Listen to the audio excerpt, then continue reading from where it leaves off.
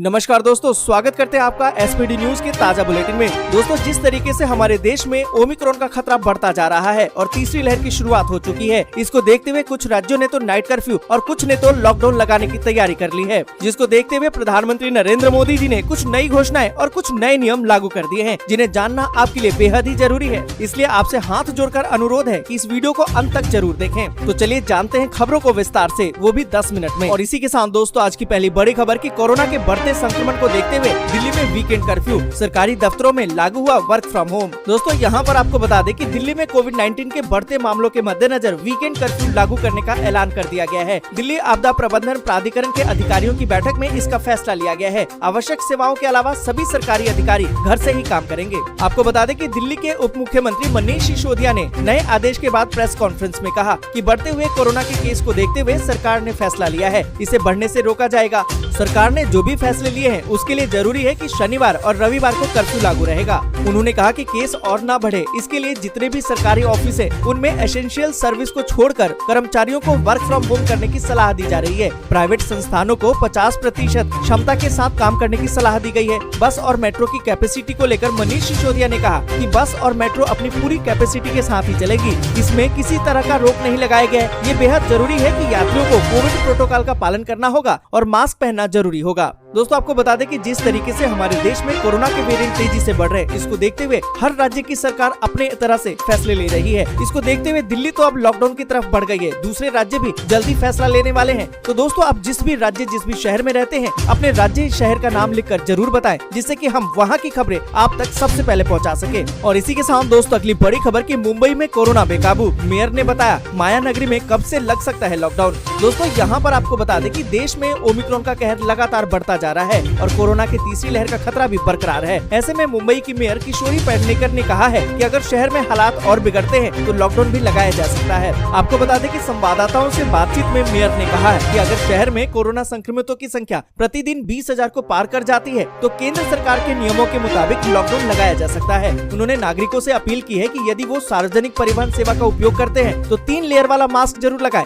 इतना ही नहीं, उन्होंने लोगों से जल्द वैक्सीन लगवाने और कोविड की रोकथाम से जुड़े सुरक्षा उपायों का पालन करने का अनुरोध भी किया। और इसी के साथ दोस्तों, अगली बड़ी खबर की 9 गुना बढ़ सकती है मिनिमम पेंशन, अब हर महीने मिलेंगे 9,000 रूपए। दोस्तों, यहाँ पर आपको बता दें कि सरकार ईपीएफओ की पेंशन स्कीम के सब्सक्राइबर को शानदार तोहफा देने जा रही है। इस स्कीम में मिलने वाली मिनिमम पेंशन को अब 9 गुना बढ़ाने की तैयारी चल रही है। अगर ऐसा होता है तो ईपीएफ से जुड़े लोगों को हर महीने 1,000 के बजाय अब 9,000 रूपए मिल सकते हैं। खबरों की माने तो श्रम मंत्रालय इस बारे में फरवरी में होने वाली बैठक में फैसला ले सकता है। इसी बैठक में नए वेज कोड पर भी फैसला लिए जाने के कयास लगाए जा रहे हैं। बताया तो ये जा रहा है कि इस अहम बैठक का मुख्य एजेंडा कर्मचारी पेंशन योजना के तहत मिनिमम पेंशन को बढ़ाया जाना है। और इसी के साथ दोस्तों, अगली बड़ी खबर की 24 घंटे के भीतर आए हैं 992 मामले, वीकेंड कर्फ्यू लगा सकती है योगी सरकार। दोस्तों, यहाँ पर आपको बता दें कि उत्तर प्रदेश में बीते 24 घंटे के भीतर कोरोना वायरस के 992 नए मामले सामने आने से योगी सरकार हरकत में आ गई है। राज्य में जल्दी वीकेंड कर्फ्यू जैसी सख्त पाबंदियां लागू की जा सकेंगी। इस संबंध में शाम को ही कोरोना को लेकर बनाई गई टीम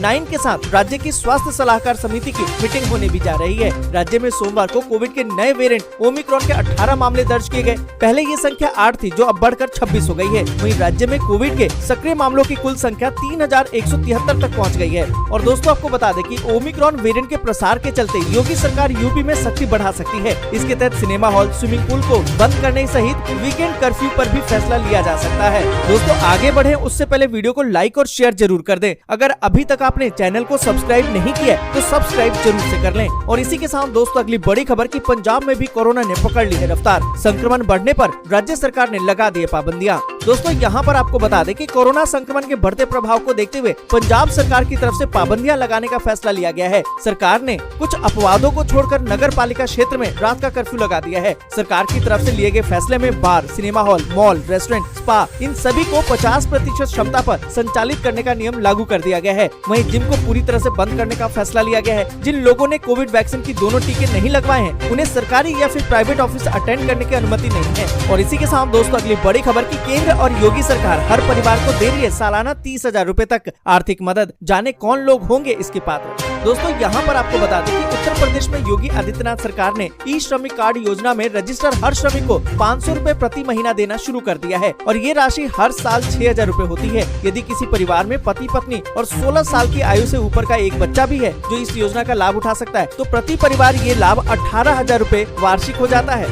आपको बता दें कि यूपी में ज्यादातर श्रमिक परिवार किसान हैं, जिन्हें केंद्र सरकार से 6,000 रूपए प्रति साल प्रधानमंत्री किसान सम्मान निधि का लाभ भी अतिरिक्त मिलता है। इस प्रकार केंद्र सरकार और राज्य सरकार के सहयोग से हर गरीब परिवार को 24,000 रूपए की नगद आर्थिक सहायता मिलने का रास्ता तो तैयार हो चुका है। परिवार में ज्यादा बच्चों के वयस्क होने पर ये राशि 30,000 रूपए या फिर इससे अधिक भी हो सकती है। और साथ ही आपको बता दें कि केंद्र और राज्य सरकार ने सभी गरीब परिवारों को मुफ्त में राशन देने की योजना भी चालू की हुई है। इस तरह ये योजना भोजन की सुविधा के अतिरिक्त समझी जा सकती है। आर्थिक विशेषज्ञ इसे गरीब परिवारों के आर्थिक सशक्तिकरण की राह में मील का पत्थर बता रहे हैं। जिस तरह भारी संख्या में लोग इस योजना में रजिस्टर कराने के लिए सामने आ रहे हैं, अनुमान तो ये है कि केंद्र और यूपी सरकार को इसका चुनावी लाभ भी मिल सकता है। तो दोस्तों, क्या आपने भी ई श्रम कार्ड बनवाया है? अगर नहीं बनवाया है तो जल्दी से बनवा लीजिए और कमेंट करके जरूर बताइए कि आपके पास ई श्रम कार्ड है या फिर नहीं। और इसी के साथ दोस्तों, अगली बड़ी खबर की तीसरी लहर की आहट। दिल्ली में 15 जनवरी तक रोज आ सकते हैं 20 से 25,000 कोरोना के केस। दोस्तों, यहाँ पर आपको बता दें कि कोरोना के बढ़ते मामलों ने एक बार फिर से चिंता बढ़ा दी है। कोरोना के बढ़ते मामले तीसरी लहर की आहट की तरफ इशारा कर रहे हैं।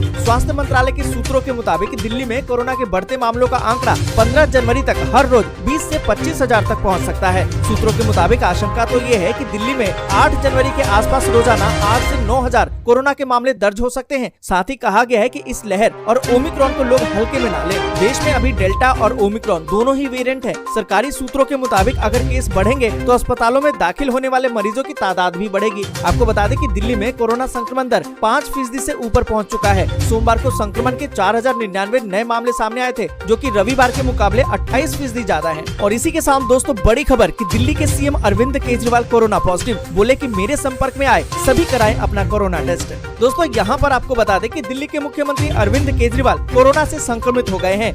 उन्होंने खुद ट्वीट करके इसकी जानकारी दी है। केजरीवाल ने ट्वीट किया है कि मैं कोरोना संक्रमित हो गया हूं। उन्होंने कहा कि मैं घर पर ही आइसोलेशन में हूं और कोरोना के फिलहाल हल्के लक्षण ही नजर आ रहे हैं। केजरीवाल ने साथ ही लिखा है कि जो भी पिछले कुछ दिनों से मेरे संपर्क में थे वे भी एहतियातन अपना कोरोना टेस्ट करा लें और खुद को आइसोलेट कर लें। आपको बता दें कि दिल्ली में इन दिनों कोरोना के मामले फिर से बढ़ने लगे हैं। इसी के साथ ही कोरोना के नए वेरिएंट के मामलों में दिल्ली अब दूसरे नंबर पर है। और इसी के साथ दोस्तों, अगली बड़ी खबर की भारतीय सेना ने नए साल पर गलवान घाटी में फहरा दिया तिरंगा। ड्रैगन की नापाक करतूतों को मुंह तोड़ दिया जवाब। दोस्तों, यहाँ पर आपको बता दें कि भारतीय सेना ने नए साल के अवसर पर गलवान घाटी लद्दाख में तिरंगा फहराया। समाचार एजेंसी के मुताबिक भारतीय सेना के जवानों ने नए साल की पूर्व संध्या पर गलवान में राष्ट्रीय ध्वज फहराया था। आपको बता दें कि भारतीय सेना द्वारा ये कदम उन खबरों के बीच उठाया गया है जिसमें दावा किया गया था कि चीनी सैनिकों ने कुछ दिन पहले इस क्षेत्र में अपना झंडा फहराया था। इससे पहले मीडिया रिपोर्ट्स में बताया गया था कि चीनी सरकार ने नए सीमा कानून को लागू करने से 2 दिन पहले ही अपने नक्शे में अरुणाचल प्रदेश में 15 स्थानों का नाम बदलने की मांग की थी। आपको बता दें कि भारत सरकार ने अपने बयान में कहा था कि उन्होंने चीन द्वारा अरुणाचल प्रदेश के कुछ जगहों का नाम बदलने की कोशिश को लेकर रिपोर्ट देखी है।